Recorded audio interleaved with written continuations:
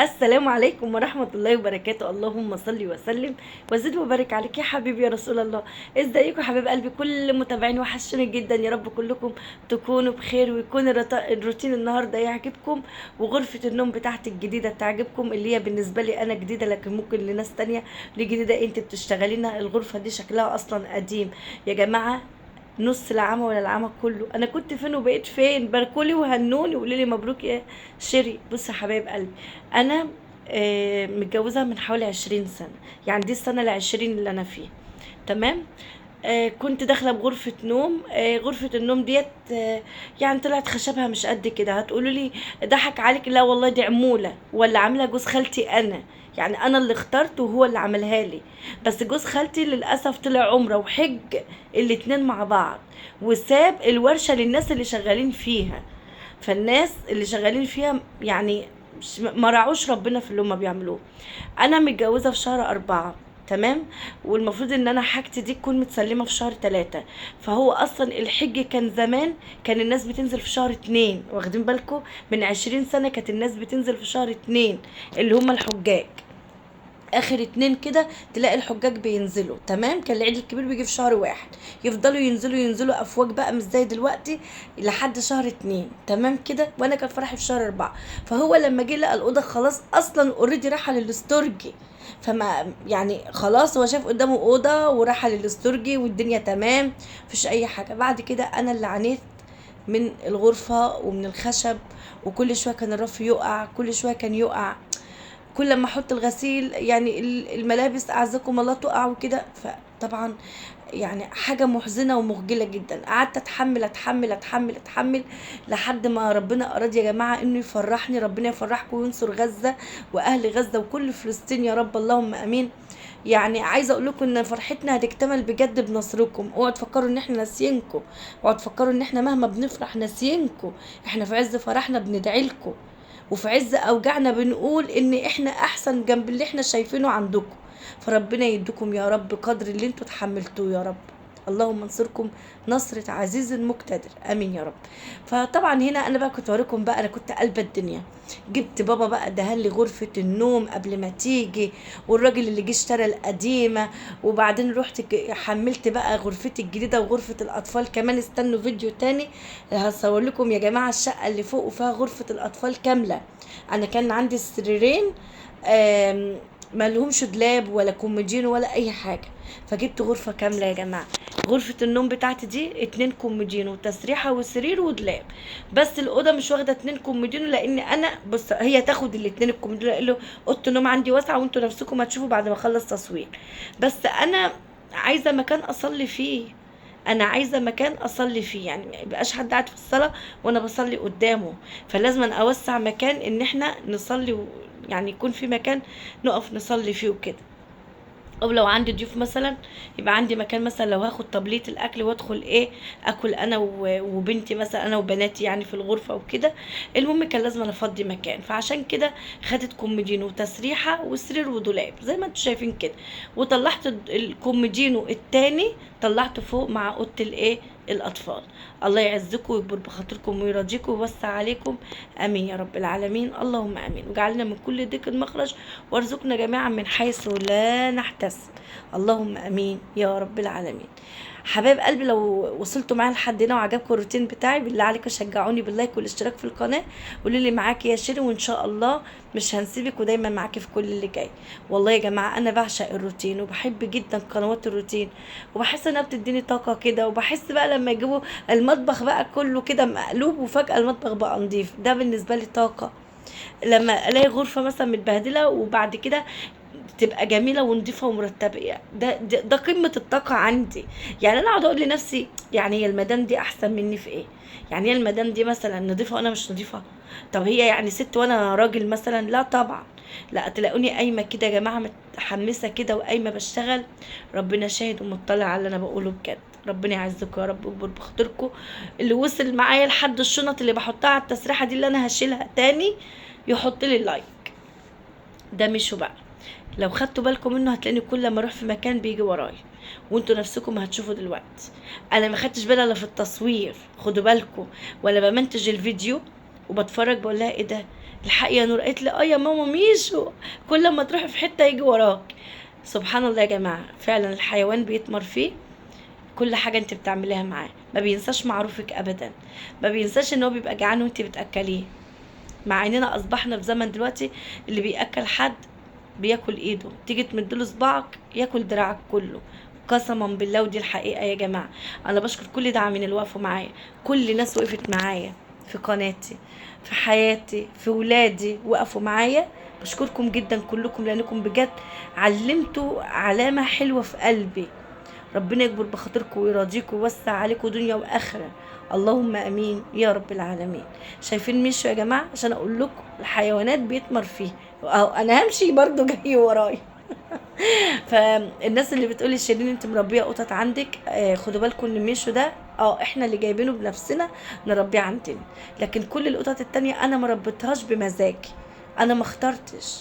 يعني احنا يعني انا كنت مسيره مش مخيره، يعني هي حاجه جات لي اجباري من عند ربنا كده، ان هم كل يوم بيجوا لو اكل على السلم، فهم خلاص عرفوا ان صاحبه البيت دي بتاكلنا، فخلاص بقى هم يجيبوا اصحابهم ويجوا. بقت الام تيجي مثلا لو عايزاكم الله يعني حامل وكده، تلاقيها جايبه عيالها كمان وجايه ايه، تولد عندي هنا ونازله بقى، يعني عايزه انا انفسها من الاخر يعني. ااكلها يعني، وتصعب عليا لما الاقيها حامل، اقول يا عيني زمانها جعانه، ده شايله في بطنها، ولما تيجي تولد يا عيني ده عايزه ترضع ولادها تاكلهم، لازم تاكل، وتلاقيني شايلها ما كانها حد من يعني من عيلتي، كانها قريبتي، ما تعرفوش قسما بالله. بس بقعد اقول لنفسي ايه ساعات، يعني يا بخت اللي بيطعم الحيوان، او يعني اعتبر الحيوان ده سائل وبيخبط، على فكره بيخبطوا على الباب بجد، يعني بيخبطوا برجليهم، بيخبطوا كأن حد بيخبط عليكي، يعني هما بيخبطوا عليكي عشان عارفين ان انت هتقومي تحط لهم ياكلوا. واخدين لي بالكم ازاي؟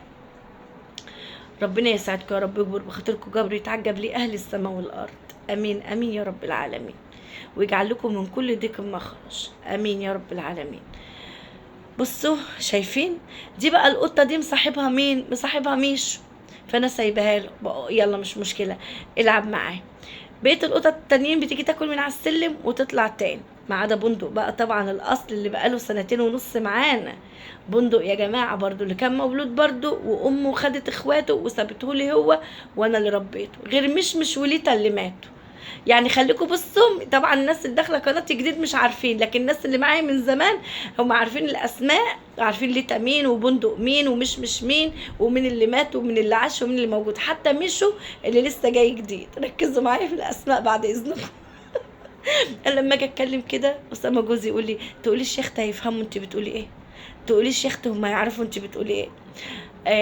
والله يا جماعه ربنا يدي كل واحد على قد نيته. ساعات بقعد اقول يا رب، يعني انت حطيتني في الاختبار ده، ان انا مثلا انا هموم وابو احمد يروح يجيب لهم اكل مخصوص عشان كل يوم اعمل لهم اكل، كل يوم لازم اعمل لهم الاكل يا جماعه. واقول يا رب، يعني انت حطيتني في الابتلاء ده او في الاختبار ده، سبحانك يا رب، علشان تشوف مثلا انا هعمل مع الحيوان ايه. بوريكم النيولوك، ايه رايكم في النيولوك الجديد؟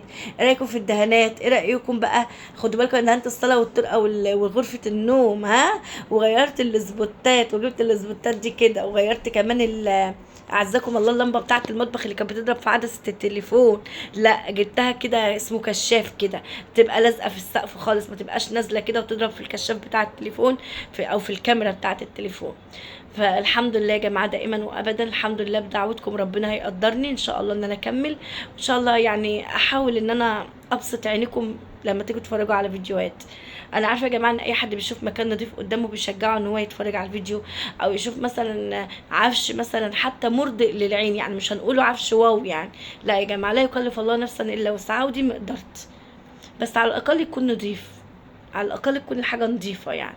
فطبعا العين دايما بتعشق كل جميل، فالجميل هي النظافه في البيوت.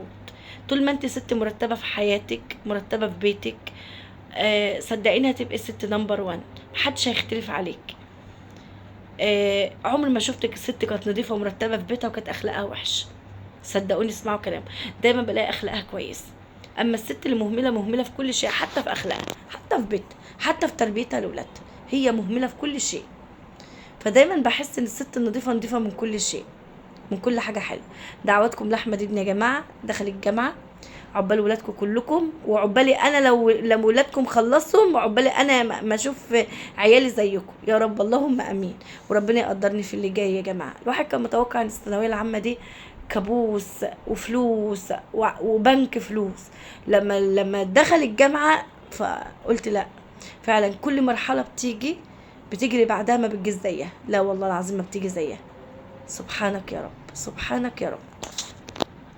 ربنا مطلع على كل شيء. المهم ان انا الايموشنات اللي انا كنت عاملاها في الفيديو ده عماله بتروح في مكان تاني خالص. وعشان كده انا بقول لكم انا مش بحب الروتين، لان انا بتظلم فيه. بعمل ايموشنات وبتطلع غلط، يعني انا ببقى عاملاها في مكانها الصح، بعد كده لما بسجل اصدر الفيديو ما بلاقيش في مكانها اصلا. ايه العيب هنا بقى يا جماعه؟ كنت خلاص كده يعني طلع على الصاله. انا هنا يا جماعه بعد مشوار تعب كتير جدا جدا جدا على ما وصلت للنتيجه دي. انا قعدت اسبوعين حياتي متشقلبه، اسبوعين قسما بالله المرتبه في الارض، اللي مش لاقي مكان ينام فيه اصلا، لاني قلبة الدنيا، ببيض بدهن، يعني بغير الالوان، شايله غرفه فالهدوم كلها على بعضها، شايله الركن عشان ادهن الصاله، شايلاه كده موقفاها كده. بصوا المطبخ كان قمه في القذاره. مش عايزه اقول لكم، كنت كل لما اشوف المنظر اقول يا رب اعني يا رب، والنبي يا رب عني، انا هقدر اخلص كل ده. يعني انا يا رب هفرش الدولاب، وهفرش الدولاب اللي فوق، وهنفض الشقه اللي فوق وامسحها وافرشها، وانزل تحت برضو انفض وامسح واغسل المطبخ وافرش. يا نهار ابيض! طب يا شيرين هما الشقتين كلهم مش جايبين 80 متر ولا 85 متر؟ الشقتين قسما بالله. بس بص يا جماعه، اللي هو الواحد بعد العمليه اللي عملها تعبت بجد، ما بقتش صحتي زي الاول. هنا بقى إيه رايكم بقى؟ انا شلت لكم بقى اللون خالص اللي كان نبيتي في الطي اللي كان محطوط ده، مش عارفه كان بني ولا نبيتي، خليت بابا خلاه ابيض. الصاله بعد ما كان لونها داخل على اسمه الكافيه، لا خليته مش كافيه، خليته سكري. عارفين لون السكر ده؟ سكري. انسي بقى الكافيهات دي خالص. كل حاجه بقت بيضه. الركنتين اللي كانوا في الزاويتين دول يا جماعه، يا ام علي يا ايمان يا حلمي يا حاجه منى، كانوا بني، خليتهم برضو لونهم سكري. ايه رايكم؟ يا رب اختياري في كل حاجه يكون عجبكم، حتى السبوتات اللي انا اخترتها دي برضو تكون عجبتكم. فرش انا حبيت احط في الانتريه، قصدي في الكنبه، نبيتي مع البيج، واحط هنا بيج مع النبيتي عشان اعمل تعادل للالوان. ايه رايكم؟ خشوا بقى على مطبخ المتواضع، اللي اي يوتيوبر غيرت مطبخها في 6 سنين على اليوتيوب مرتين 3 مثلا. انا الحمد لله مطبخي ما غيرتوش، هو مطبخي وهيفضل مطبخي، وانا بحبه، والمطبخ ده عزيز عليا، ويا رب يوسع على الناس كلها يا رب، وانا معاهم اللهم امين. بس انا بقول لكم والله المطبخ ده راضيني، انا راضيه بيه، لامم لي حاجتي وحلو ومرتاحه فيه وعلى قدي، ويا ريت كانت الشقه كلها زي المطبخ. الحمد لله على كل حال. حطوا اللايك، ما تنسوناش بالاشتراك في القناه، ومع الف سلامه.